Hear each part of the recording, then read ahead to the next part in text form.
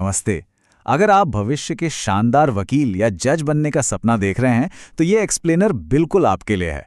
आज हम दुनिया के सबसे बड़े लोकतंत्र के उस ऑपरेटिंग सिस्टम को डिकोड करने जा रहे हैं, जिसे हम भारत का संविधान कहते हैं। चलिए सीधा शुरू करते हैं।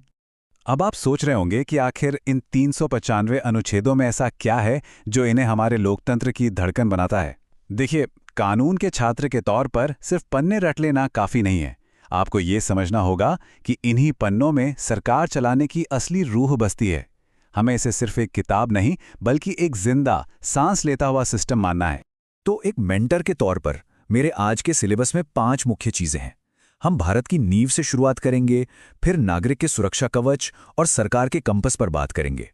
उसके बाद सत्ता की समानता और आखिर में न्याय के रक्षकों को समझेंगे। तो चलिए सबसे पहले भाग 1 की बात करते हैं, भारत की नींव और संघ को परिभाषित करना। अब जरा इस पर गौर कीजिए। अनुच्छेद 1 साफ तौर पर कहता है, इंडिया दैट इज भारत।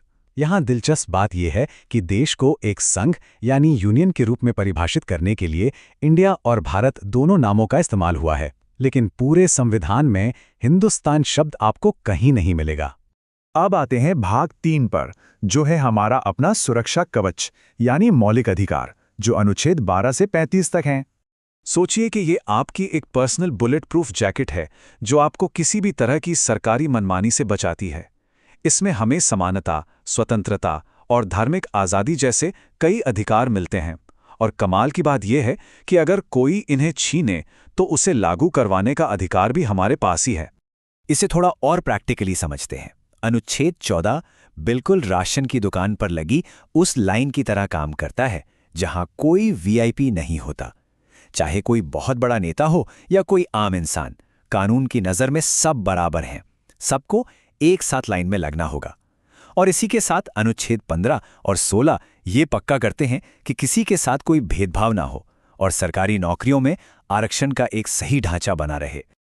और यहां आता है मेरा सबसे पसंदीदा हिस्सा, अनुच्छेद 21। ये बहुत ही खूबसूरती से दिखाता है कि हमारा कानून कैसे समय के साथ खुद को ढालता है।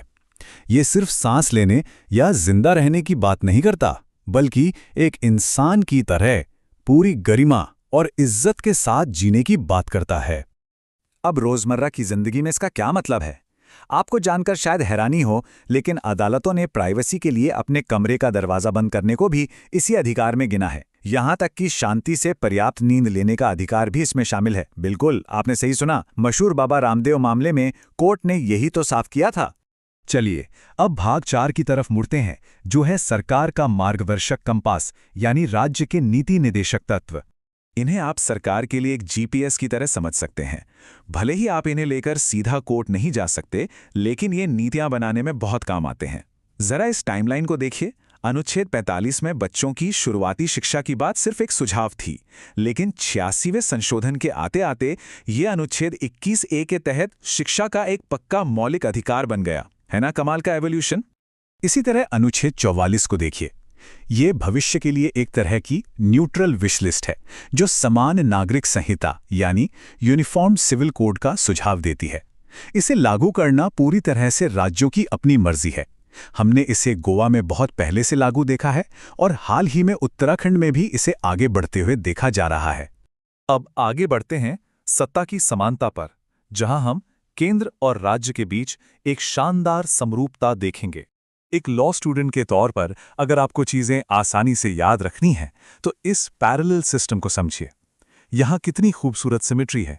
केंद्र में जो काम अनुच्छेद 52 के तहत राष्ट्रपति करते हैं, बिल्कुल उसी ढांचे की नकल करते हुए राज्य स्तर पर अनुच्छेद 153 के तहत वही काम राज्यपाल करते हैं। और अध्यादेश यानी ऑर्डिनेंस को ही ले लीजिए। जब संसद या विधानसभा का सत्र नहीं चल रहा होता, तो कानून बनाने की जरूरत पड़ने पर राष्ट्रपति अनुच्छेद 123 का इस्तेमाल करते हैं। अब जरा इन नंबरों को थोड़ा आगे पीछे कीजिए। 1, 2, 3 को 213 बना दीजिए और अनुच्छेद 213 के तहत यही पावर राज्य में राज्यपाल को मिल जाती है। याद रखने में कितना आसान है। लेकिन रुकिए, यहां एक बहुत बड़ा फर्क भी है, खासकर क्षमादान की शक्तियों में। माफ करने की पावर दोनों के पास है, लेकिन एक लिमिट है। अनुच्छेद 161 के तहत राज्यपाल कभी भी मौत की सजा या मिलिट्री कोर्ट के फैसलों को माफ नहीं कर सकते। ये खास पावर सिर्फ और सिर्फ अनुच्छेद 72 के तहत राष्ट्रपति के पास ही है। और अब हम अपने आखिरी लेकिन सबसे अहम हिस्से पर आते हैं, न्याय की रक्षक। इसे आप अल्टीमेट ट्रबल शूटिंग सिस्टम भी कह सकते हैं। जब पूरा सिस्टम फेल होने लगे या आपके अधिकारों को कुचला जाए तो ये अदालतें सामने आती हैं। यहाँ भी आपको वही स्ट्रक्चरल मिरर दिखाई देगा।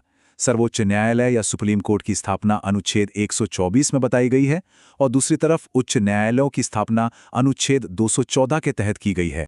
अब मान लीजिए आपका सुरक्षा कवच टूट गया, तो क्या होगा? ऐसे में अदालतें रिट नाम की एक इमरजेंसी मेडिकल किट खोलती हैं। और यहां एक बहुत ही दिलचस्प बात है, अनुच्छेद 226 के तहत हाई कोर्ट का दायरा सुप्रीम कोर्ट से भी बड़ा है। ऐसा इसलिए क्योंकि हाई कोर्ट सिर्फ मौलिक अधिकारों पर ही नहीं बल्कि कानूनी अधिकारों पर भी रिट जारी कर सकता है।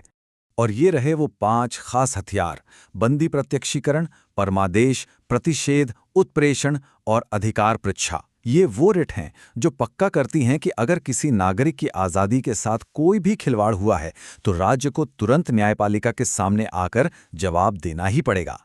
और न्यायिक पदानुक्रम को समझने के लिए अनुच्छेद 141 सबसे बेहतरीन उदाहरण है।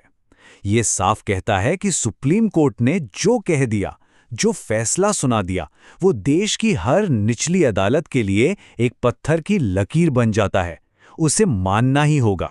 अब आप खुद ही सोचिए, अगर अनुच्छेद 32 जैसा कोई नियम होता ही नहीं तो बाकी सारे अधिकारों का क्या फायदा था? वो तो सिर्फ कागज के टुकड़े रह जाते।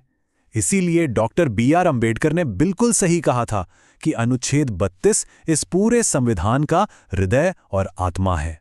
तो संविधान की ये किताब तो हमें एक बहुत ही मजबूत नींव देती है, लेकिन कल जब आप कोर्ट रूम में होंगे तो इस ढांचे में जान फूंकने की जिम्मेदारी आपकी होगी।